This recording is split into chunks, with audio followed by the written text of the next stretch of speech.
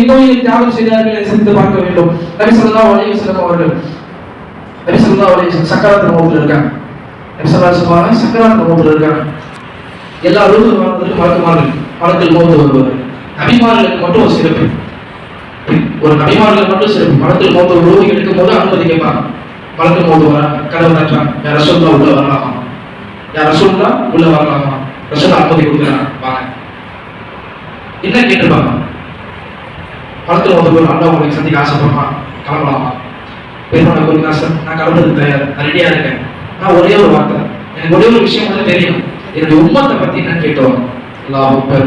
சிந்தித்து பார்க்க பெருமாள் ஸல்லல்லாஹு அலைஹி வஸல்லம் சக்கராத்தில் மௌத் இருக்கும்போது கேட்கிறார்கள், என்னுடைய உம்மத்துடைய நிலைமை மறுமையில் என்னவாக இருக்கின்றது அதான் கேட்டுவாங்க. இந்த இடத்துல மட்டும் தான் எத்தனையோ அபிமானிகள் ரூபம் வந்திருக்காங்க. ஆனா இந்த இடத்துல மட்டும் தான் மலக்குல் மௌத் திரும்ப சென்றிருக்காங்க. திரும்ப போயிட்டு கேட்க போயிருக்காங்க. அல்லாஹ் என்ன சொல்றாங்க, ரசூலுல்லாஹ் தயாரா இருக்காங்க, ஆனா உம்மத்தை பத்தி கேட்கிறாங்க. அப்ப அல்லாஹ் ரசூலுல்லாஹ் கிட்ட ரெண்டு சாய்ஸ் கொடுக்கும், ரெண்டு ஆப்ஷன் வந்து ரசூலுல்லாஹ் கொடுக்கும். சொர்க்கத்துல பாதி இடத்தை இந்த உம்மத்துக்கு கொடுக்குறாங்க. எப்படி ஆதம் முதல் நூஹ் அனைத்து நபிமார்கள் நமக்கு முன்னால் வந்த அனைத்து நபிமார்களோட சந்ததிகளுக்கும் பாதி சொர்க்கம், பெருமானார் ஸல்லல்லாஹு உம்மத்தி முஹம்மதியா பாதி சொர்க்கம். இரண்டாவது ஆப்ஷன் ஷஃபாஅத். பெருமானார் ஸல்லல்லாஹு அலைஹி வஸல்லம் யாருக்கெல்லாம் சிபாரிசு செய்கிறார்களோ, யாருக்கெல்லாம் பாவம் மன்னிப்பு தெரிவிக்கிறார்களோ அனைவருக்கும் நான் மன்னிச்சறேன், அனைவரும் சொர்க்கத்துக்கு அனுப்பிச்சிடுறேன். இந்த ரெண்டு ஆப்ஷன் மலக்குல் மௌத் வர ரசூலுல்லாஹ் சொல்றாங்க, யா ரசூலுல்லாஹ் அல்லாஹ் வந்து ஒரு ரெண்டு ஆப்ஷன் கொடுத்திருக்கான், பாதி சொர்க்கத்துக்கு தரானா, இன்னொரு ஷஃபாஅத் தரானா, நீங்க எது தேர்ந்தெடுப்பீங்க?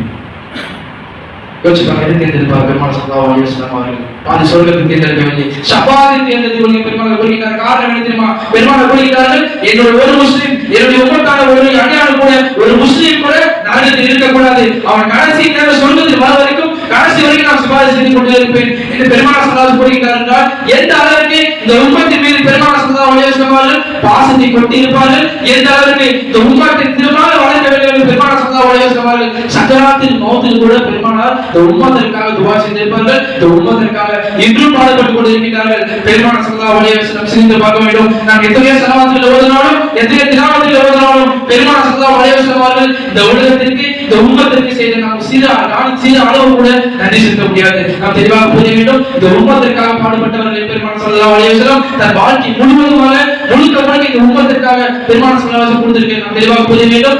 சஹாபாக்கள் அனைத்து நபிமார்களும் திறமான ஒரு கட்டிடத்தை போட்டுவிட்டார்கள், சிறப்பான ஒரு பேஸ் பண்ணி போட்டு விட்டார்கள். அனைத்து சஹாபாக்கள் நல்லடியார்களும் மிகப்பெரிய ஒரு கட்டிடத்தை எழுப்பிவிட்டார்கள், புதுமையான கட்டிடத்தை எழுப்பிவிட்டார்கள். அதுக்கான வேலை என்ன தெரியுமா? வெறும் வேலை என்ன தெரியுமா? அது சுத்தம் செய்ய மட்டும்தான். திரும்ப புதுப்பிக்கிட்டு மட்டும் தான் நம்ம வேலை, அமலத்தை செய்யணும் மட்டும் தான் நம்ம வேலை.